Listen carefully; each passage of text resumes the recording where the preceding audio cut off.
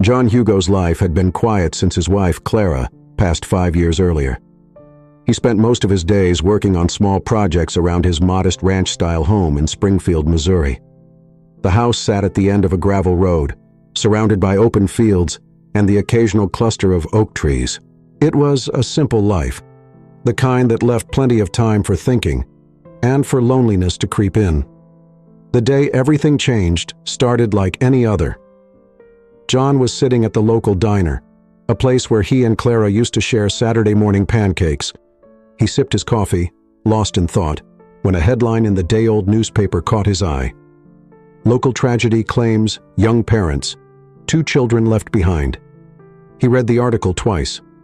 Oscar, 10, and Aaron, 7, had lost their parents in a car accident just outside of town.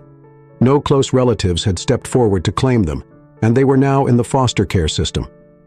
John set the paper down, staring out the window at the diner parking lot. A heavy ache settled in his chest, not the kind that passed quickly. He thought of Clara's words, spoken so many times when they dreamed about having kids.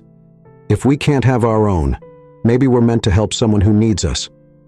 Her voice seemed to echo in the room, even though she was long gone.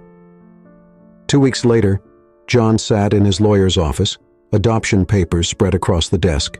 It was a decision he'd never expected to make, but once the idea took root, there was no turning back. He wasn't just adopting 2 boys. He was opening his home and heart to a future he couldn't fully predict.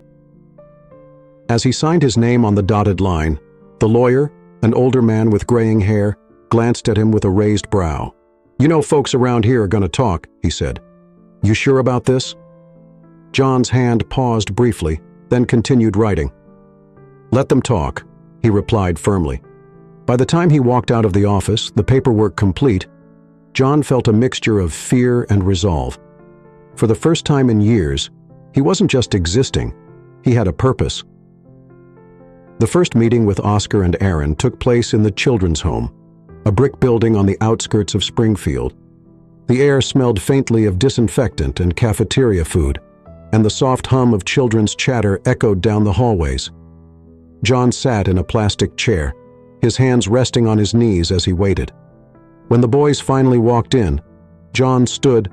Oscar, the older brother, entered first, his dark, cautious eyes scanning the room before landing on John.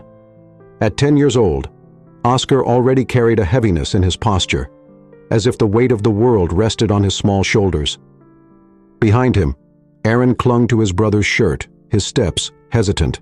At just 7, he looked so small and vulnerable, yet there was a spark of curiosity in his eyes that John couldn't ignore. "Hi, boys," John said, his voice steady despite the nervous energy thrumming in his chest. "I'm John Hugo." Oscar didn't reply right away. He studied John as if trying to gauge whether this man was just another in a line of temporary adults. Aaron, meanwhile, whispered something to his brother, who gave a subtle nod before stepping forward. "Are you really going to take both of us?" Oscar finally asked, his voice steady but soft. John knelt to meet Oscar's eye level. "That's the only way this works," he said firmly. "You and Aaron come as a package deal." Aaron peeked out from behind Oscar, his lips trembling. "For how long?" he asked, barely audible. "For good," John answered, the weight of his words sinking deep into the room. "This isn't just for now. I'm here for the long haul. You boys are going to have a home with me." The words hung in the air, heavy with promise. For a moment, the boys seemed unsure whether to believe him, but then something shifted. Aaron let go of Oscar's shirt and stepped forward, his small hand reaching out. John didn't hesitate. He took the boy's hand in his own, feeling the fragility and trust in that simple gesture. The ride home was quiet, punctuated only by the sound of gravel crunching under the truck's tires. Oscar and Aaron sat close together in the back seat, their small backpacks clutched tightly. John glanced at them in the rearview mirror, his chest tightening with a mix of protectiveness and uncertainty. As they pulled into the driveway, Aaron spoke for the first time since leaving the children's home. "It's big," he said, looking at the house. "It's home," John replied simply. He led the boys inside, showing them their shared bedroom.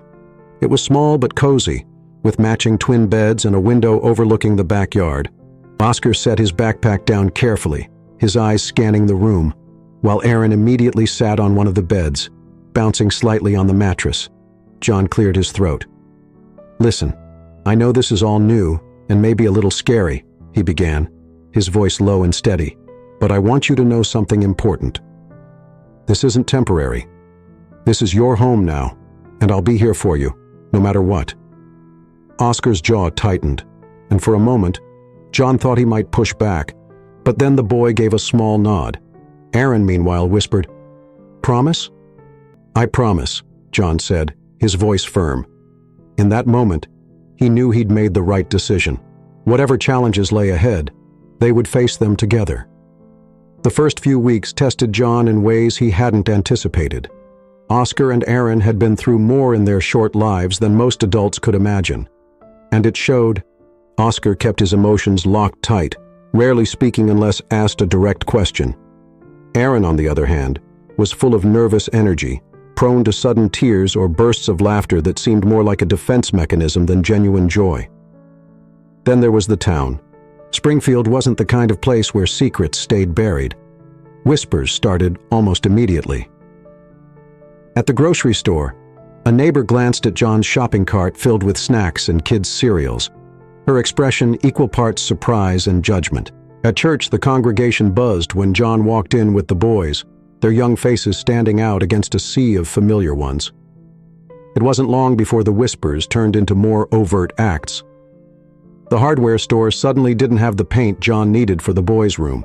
A local diner mysteriously reserved every booth when John and the boys stopped in for breakfast. He heard murmurs at town council meetings, where people spoke in coded language about unconventional families and preserving the community. One afternoon, Oscar and Aaron were playing basketball in the driveway when an older couple walked past, their eyes narrowing at the sight. The man muttered something to his wife, loud enough for Oscar to hear. "He'll regret it," he said. John, who had been cleaning tools in the garage, stepped outside just as Oscar froze mid-dribble. The boy's face was carefully blank, but John saw the tension in his shoulders. He walked over, placing a firm hand on Oscar's shoulder. "Don't listen to them," John said, his voice steady. "Some people talk because they don't know how to think. You're here because you belong here. Don't let anyone make you doubt that." Oscar nodded, but John could tell the boy was struggling to believe it. Nighttime was the hardest. Aaron had nightmares, vivid, terrifying ones that sent him running into John's room in tears. The first time it happened, John sat with him on the edge of the bed, his arm wrapped protectively around the boy's trembling frame. "Was it about the accident?" John asked gently. Aaron nodded, burying his face in John's chest. "I miss them," he whispered. "I know you do," John said, his voice thick with emotion. "It's okay to miss them. It's okay to feel sad. But I'm here now, Aaron. You're not alone."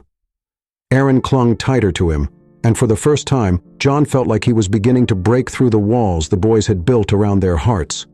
Oscar, however, was a different story. The boy carried himself with a quiet toughness that made it hard for John to know what he was feeling. One evening, as John worked on fixing a broken step on the porch, Oscar approached him holding a small wooden box. "What's this?" John asked, wiping his hands on his jeans. Oscar hesitated before handing over the box.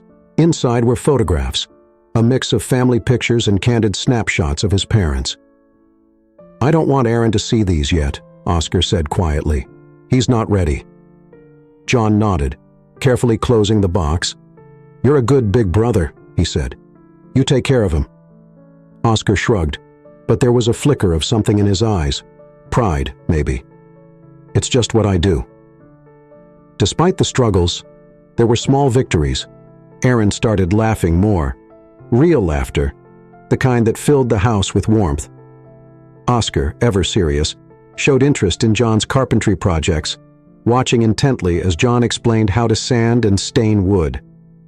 The boys were healing, slowly but surely.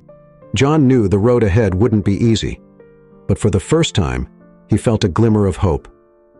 Spring came early that year, bringing warmer days and brighter skies. John saw it as a chance to get the boys involved in the community. Despite the skepticism that lingered around town, he signed them up for youth sports, Oscar for basketball and Aaron for soccer, and decided they'd all pitch in at the upcoming town cleanup day. The first game day didn't go as smoothly as John had hoped. Oscar, wearing his freshly issued basketball jersey, walked onto the court with his team, only to be met with stares from the parents on the sidelines. John noticed some of them whispering, their gazes darting from Oscar to him. The game started, and Oscar's talent quickly became evident. He was fast, precise, and completely focused. By halftime, even the most skeptical parents had to admit the boy was good. Still, the air felt thick with tension. After the game, as Oscar walked off the court, John saw one of the other parents approach him. The man, wearing a baseball cap and a skeptical expression, extended his hand. "He's got real talent," he said gruffly. "You must be proud." John shook his hand firmly. "I am. He's worked hard." It wasn't a complete thaw, but it was a start. At the town cleanup day, things took another step forward. Volunteers gathered in the town square, armed with brooms, garbage bags, and gloves. John and the boys joined a group assigned to repaint the gazebo. As they worked, Aaron's chatter filled the air, drawing smiles from a few older volunteers. "Mr. Hugo," one woman said, wiping her hands on her apron as she took a break, "Aaron's got a way of making work feel a little lighter. He's a bright kid." "He is," John replied, watching Aaron laugh as he tried to paint a straight line on the gazebo railing. Oscar, more reserved, worked diligently beside him, his strokes even and precise. As the day went on, more people began to engage with the boys. Oscar demonstrated his knack for carpentry when he fixed a wobbly bench, earning a nod of approval from one of the older men. Aaron, meanwhile, managed to organize a small group of kids to help clean up trash around the park. By the end of the day, the atmosphere had shifted. People were no longer just tolerating John and the boys. They were starting to see them as part of the community. The real turning point came when Aaron entered the town's annual Spring Festival art contest. He spent days working on a painting of his late parents, a heartfelt tribute that captured their love and warmth. When he submitted it, John wasn't sure how it would be received. On the day of the festival, Aaron's painting was displayed alongside others in the town square. People stopped to admire it, their expressions softening as they took in the emotion behind the brushstrokes. When the winners were announced, Aaron's name echoed through the square. The applause that followed was genuine, and as Aaron walked up to receive his ribbon, John saw something shift in the crowd. The boys' joy was infectious, and for the first time, the whispers of judgment seemed to fade. That evening, as they walked home, Oscar spoke up. "It feels different," he said quietly. "What does?" John asked. "People," Oscar replied, glancing back at the square where the festival lights still twinkled. "They're not looking at us the same way." John smiled. "That's because they're starting to see what I see. Two amazing kids who belong here." It started as a distant rumble late one afternoon, the kind of storm the local news had been warning about for days. By evening, the sky turned a bruised gray, and the winds picked up, bending the trees in John's backyard. Oscar and Aaron stood by the living room window, their faces lit with a mix of fascination and fear. "Will it be bad?" Aaron asked, his voice barely above a whisper. John put a reassuring hand on his shoulder. "Storms can be tough, but this house has stood through worse. We'll be okay." The power flickered, then went out completely. John grabbed a flashlight and herded the boys to the basement. The sound of rain pounding against the roof was deafening, accompanied by the occasional snap of branches breaking in the wind.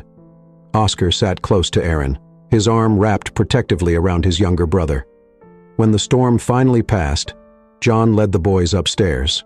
They stepped outside to survey the damage. Shingles scattered across the yard, branches strewn everywhere, and a portion of the fence leaning precariously. Across the street, a neighbor's roof had partially caved in. The sound of sirens filled the air as emergency vehicles navigated the flooded streets. John took a deep breath and turned to the boys. "Let's get to work," he said. "There are people out there who need help." The next few days were a blur of activity. John and the boys, spent every waking hour assisting neighbors with repairs. They cleared fallen branches, hammered plywood over broken windows, and distributed supplies from the community center. Aaron quickly became a favorite among the neighbors, his cheerful demeanor providing a sense of normalcy amid the chaos. At one point, he handed a bottle of water to an elderly woman, who patted his cheek and said, "You've got a good heart, young man." Oscar, meanwhile, worked quietly but tirelessly, his focus unshakable. He spent hours helping John patch up roofs and secure unstable structures. One neighbor, a gruff man who had barely acknowledged John before, stopped by to thank them. "You're raising good boys," he said simply. "I'm just helping them be who they already are," John replied. The storm had brought the town together in unexpected ways. People who had once kept their distance now worked side by side with John and the boys. At the community potluck organized to thank the volunteers, Aaron and Oscar sat among their peers, laughing and sharing stories as if they'd lived in Springfield their entire lives. When the mayor stood to give a speech, he singled out John and the boys. "In times like these, we see the true character of people," he said. "John Hugo and his sons have shown us what it means to care for others, no matter the circumstances." The applause that followed was thunderous, and for the first time, John felt like the town had truly accepted his family. That night, as they sat around the dining table eating leftover potluck dishes, Aaron looked up at John. "Do you think Mom and Dad would have been proud of us?" he asked softly. John set his fork down, his throat tightening. "I know they would have been," he said, his voice firm. "And I'm proud of you, too." Oscar glanced at Aaron, then at John. "We're proud of you, too," he said. The words were simple, but they carried a weight that made John's heart swell. The weeks following the storm marked a turning point for John, Oscar, and Aaron. The once closed doors of Springfield began to open, albeit slowly. People who had previously avoided them now waved as they passed, and the murmurs of disapproval gave way to conversations. The family's efforts during the storm had left a mark on the town. One Saturday, while Oscar and Aaron played basketball in the driveway, a car pulled up. It was Mr. Archie, one of the town's more vocal critics. He stepped out holding a small toolbox. "I heard you're fixing that old gazebo down at the park," he said, his tone awkward. "Thought you might need an extra pair of hands." John hesitated for a moment, then extended his own hand. "We could use the help," he said. That afternoon, Oscar worked alongside Mr. Archie, sanding the gazebo rails, while Aaron helped apply a fresh coat of paint. By the end of the day, the once dilapidated structure gleamed, and Mr. Archie stayed long enough to share lemonade with the family on their porch. It wasn't an apology, but it was a step toward reconciliation. The town's transformation extended beyond individuals. Oscar's basketball team held a fundraiser to help families still recovering from the storm, and Aaron suggested they donate part of the proceeds to repair the community center's playground. When Aaron presented the idea to the group, a few kids hesitated. "What if we don't raise enough?" one boy asked. Aaron grinned. "Then we'll keep going until we do." The fundraiser was a success, and the sight of Aaron handing over a check to the community center director was enough to soften even the hardest hearts. Not everyone was quick to change. At a town council meeting, Mrs. Harper, an older woman known for her sharp tongue, stood to voice her concerns. "I still think this is all too much, too fast," she said, her words pointed but lacking the edge they once carried. Before John could respond, Oscar raised his hand. The room fell silent as the boy stood. "People can change," Oscar said, his voice steady. "If we can, so can you." The simple statement hung in the air, and Mrs. Harper sank back into her seat, her face thoughtful. The true moment of transformation came at the town's 4th of July celebration. The annual fireworks display was a big event, drawing families from all over Springfield. John, Oscar, and Aaron arrived early to help set up chairs and tables. As the sun set, the park filled with people, and the air buzzed with excitement. When the fireworks began, Aaron sat on John's lap, his face illuminated by the bursts of light in the sky. Oscar sat beside them, his expression a mix of awe and contentment. As the final firework exploded in a shower of gold and silver, John looked around at the crowd. For the first time, he felt like they weren't just tolerated. They were part of the town. Aaron leaned his head against John's chest. "We belong here, don't we?" John smiled, his eyes misting. "Yeah, buddy, we do." 10 years passed, and Springfield looked different in many ways. New businesses had sprung up. The once crumbling playground was now a bustling hub of activity, and the gazebo Oscar and Aaron had helped restore still stood as a symbol of resilience. But it wasn't just the town's physical changes that mattered. It was the people. John Hugo's house had become a gathering place over the years, where neighbors felt welcome and kids came to shoot hoops in the driveway. His sons, now grown men, had carved out meaningful lives for themselves while still carrying the lessons learned in that little house at the end of the gravel road. Oscar, now 20, was studying architecture at the University of Kansas. He often returned home on weekends to help with community projects, his designs bringing new ideas to life. His latest project was a town mural featuring images of the storm and the recovery that followed, honoring the unity that had grown in its aftermath. Aaron, 17, had taken a different path. With his natural charisma and ability to connect with people, he led youth outreach programs at the local community center. He worked tirelessly to ensure that kids from all backgrounds had opportunities to thrive, offering mentorship and organizing events that bridged divides. On a warm summer evening, the town gathered for a dedication ceremony at the community center. A plaque was unveiled reading, "In honor of the Hugo family for teaching us what it means to be a community." John stood at the back of the crowd, his arms crossed as he watched his sons speak. Oscar talked about the importance of building spaces that brought people together, while Aaron shared stories about the kids he'd worked with and the difference a little kindness could make. When the speeches were over, Oscar found John near the food tables. "We couldn't have done any of this without you," he said. John shook his head, his voice low. "No, son. You both made your own paths. I just gave you the tools." As the crowd dispersed, Aaron walked over, carrying 2 plates of pie. "I saved the last pieces for us," he said with a grin. John chuckled, taking a plate. "Good to know some things don't change." The 3 of them sat on a bench near the playground, eating in comfortable silence. The sky darkened, and the first stars appeared, twinkling faintly above. "I think Mom would have been proud," Oscar said suddenly, his voice soft. John looked at his sons, his chest swelling with pride. "She would have been, and so am I." For a moment, none of them spoke. The distant sounds of laughter and conversation filled the air, a reminder of how far they'd all come. Oscar and Aaron had grown into men of character and compassion, leaving behind a legacy of their own. As the night deepened, John realized that the house he'd built wasn't just a home for 2 boys. It was a foundation for a better future, one that would ripple far beyond Springfield,